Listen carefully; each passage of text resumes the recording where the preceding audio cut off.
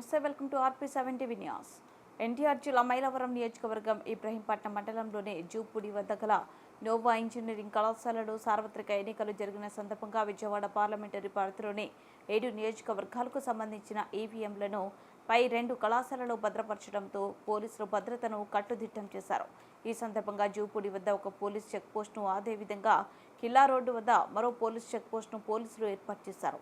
ఈ నేపథ్యంలో జూపూడి వద్ద గల పోలీస్ చెక్పోస్టు వద్దకు శనివారం రాత్రి విధులకు హాజరయ్యేందుకు వెళ్తున్న విజయవాడ CCS పోలీస్ స్టేషన్కు చెందిన ఏఎస్ఐ రమణ 898 రోడ్డు దాటుతూ ఉండగా హైదరాబాద్ వైపు నుండి విజయవాడ వైపు వేగంగా వెళ్తున్న TS07UL 9660 నెంబర్ గల ఎర్టిగా కారు ఢీ కొట్టడంతో ఏఎస్ఐ రమణకు తీవ్ర గాయాలయ్యాయి. పరిస్థితి విషమంగా ఉండడంతో మెరుగైన చికిత్స నిమిత్తం విజయవాడ ఆంధ్ర ఆసుపత్రికి తరలించారు. అనంతరం చికిత్స పొందుతూ ఆయన మృతి చెందారు.